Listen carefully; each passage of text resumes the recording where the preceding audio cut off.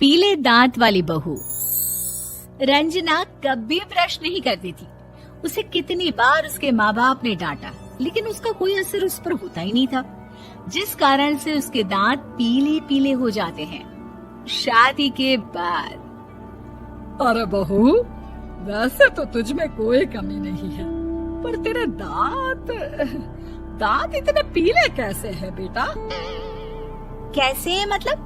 कोई सर्जरी थोड़ी ना कराइए। वो तो क्या नाम, मैं ब्रश नहीं करती थी तो पीले हो गए। अब क्या करूं? आप कहें तो लाल करवा लूं या फिर काले? यार ये क्या है, क्यों माँ से लड़ रही हो? लड़ रही हूँ?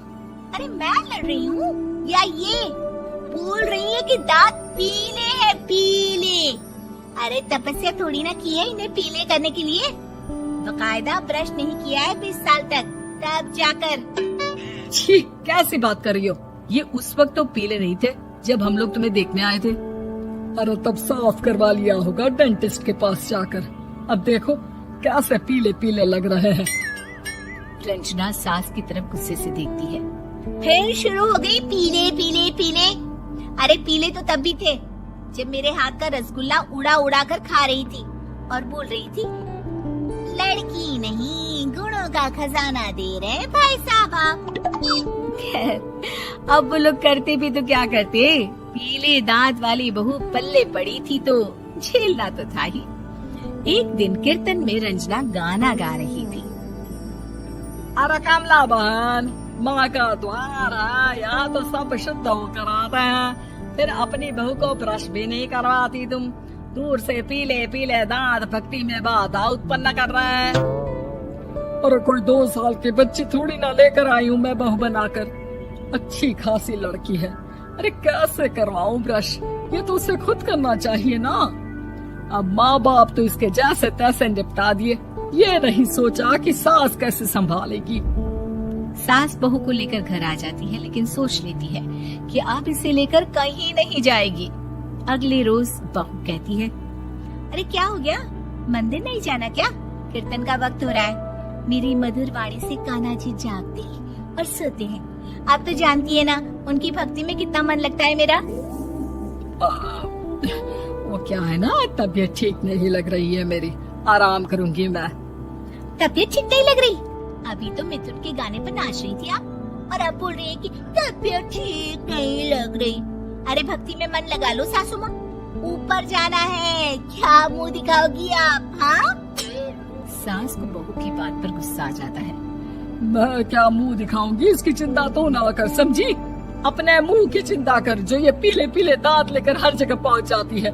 पता है लोग कितना मजाक बनाते हैं। ना जी ना, मैं नहीं जाना कहीं तेरे साथ।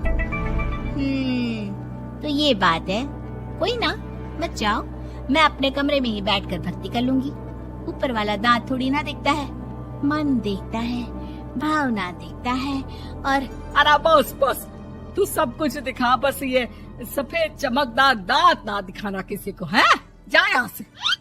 बहू को सास की बात का कोई फर्क नहीं पड़ता, वो तो जैसी थी वैसी ही रह जाती है। सुबह नहाकर किचन में खाना बनाना, फिर खाना खाना, कीर्तन भजन करना और सो जाना। एक दिन, माँ जी मैं सहेली के घर जा रही हूँ, शाम को लेट आऊंगी।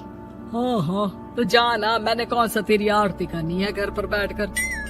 रंजना सहेली के घर जाती है, जहाँ वो पार्टी में जाने की तैयारी कर रही होती है। अरे शिखा, कहाँ जाने की तैयारी कर रही है? मैं गलत वक्त पर आ गई क्या? अरे नहीं यार, उल्टा सही वक्त पर आई है। मैंने ये साड़ी और ज्वेलरी निकाली है यार, शाम को इनके ऑफिस की एक पार्टी में जाना है। बताना कैसा लग रहा है ये सब? नहीं यार, इस ड्रेस के साथ तो वो वाली ज्वेलरी अच्छी लगेगी। हाँ सही बोल रही है, मैंने ध्यान ही नहीं दिया। वैसे तो हमेशा से मस्त फैशन सेंस रखती है। तो बड़ा जाती होगी ना पति के साथ पार्टी में। रंजना कुछ नहीं बोलती, बस सोचती है कि यार काश ये बात सही हो जाती, पर मैं क्यों नहीं जाती पार्टी में? क्या इन लोगों की कोई पार्टी होती नहीं होगी? रंजना घर आती है और रात में पति से सवाल करती है, एक बात बताइए, आप मुझे किसी पार्टी में क्यों नहीं ले जाते? क्या आपके यहाँ ऑफिस में पार्टी नहीं होती? पति बेचारा क्या कहता कि दांत पीले हैं तुम्हारे इसलिए। अरे कोई पार्टी होती नहीं हम लोगों के ऑफिस में, तो कहाँ से लेकर जाऊं? और मार्केट, मॉल, कहीं वीकेंड घूमना, कहीं तो। अरे यार, सारे हफ्ते में एक छुट्टी मिलती है, तो सोचता हूँ कि आराम ही कर लूं। क्यों? रंजना मन मार के रह जाती है। पहले कभी सास के साथ मंदिर जाया करती थी, लेकिन वो भी सास ने ले जाना बंद कर दिया। घर बैठी बैठी रंजना बोर हो जाती है। तभी उसे आइडिया आता है और वो मायके जाने का सोचती है। सासू माँ, 2 दिनों के लिए मम्मी के घर जा रही हूँ। अच्छा अच्छा, ठीक है, आराम से जा। और हाँ, माँ से कुछ अच्छी आदत सीख कर आना कि कैसे शरीर के हर भाग की तरह दांतों की सफाई भी जरूरी होती है, समझी? शुरू हो गई ना आप। वो लोग आपकी तरह नहीं है कि छोटी छोटी बात का बतंगड़ बना दे। उन लोगों के लिए मैं मायने रखती हूँ, ना कि मेरे पीले पीले दांत। रंजना माँ को बिना बताए उन लोगों को सरप्राइज देती है, लेकिन जैसे ही वो दरवाजे पर पहुँचती है, अंदर देखती है कि घर वाले कहीं जा रहे होते हैं। अब माँ, काश रंजना दीदी के दांतों वाली प्रॉब्लम नहीं होती, तो वो भी हम लोगों के साथ चलती ना बुआ जी की बेटी की शादी में। हाँ बेटा, लेकिन अब उसे कौन समझाए कि उसको उसके पीले दांत नहीं दिखते, लेकिन उसके आसपास के लोगों को कितना एम्बैरेसिंग फील कराते हैं। मुझे तो कितनी बार उसके स्कूल की टीचर ने शिकायत की कि उसके साथ कोई लड़की बैठना भी नहीं चाहती, और ना ही कॉलेज में कोई उससे बात करना चाहता था। लेकिन पता नहीं क्यों उसे ये बात समझ में ही नहीं आती। कोई कमी नहीं है उस लड़की में, बस यही कि दांत पीले हैं।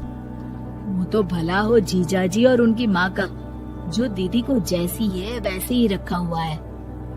रंजना को अपने घर वालों की बात सुनकर बहुत दुख होता है। वो सोचती है कि वो क्या करे, लेकिन फिर वो सीधा डेंटिस्ट के पास जाती है, अपने दांत चमकाती है और कसम खाती है कि वो रोज ब्रश करेगी। अरे क्या हो गया? तुम तो 2 दिनों के लिए गई थी ना? पर कोई ना, अच्छा है, चलो आ गई तो। रंजना सास के सामने आकर खड़ी हो जाती है और पूरी स्माइल करती है, उसके चमकदार दांतों को दिखाती हुई। चले मंदिर। माँ, मुझे माफ कर दीजिए, मैंने आप लोगों को बहुत एम्बैरेसिंग फील करवाया। मैं आज से रोज ब्रश करूंगी।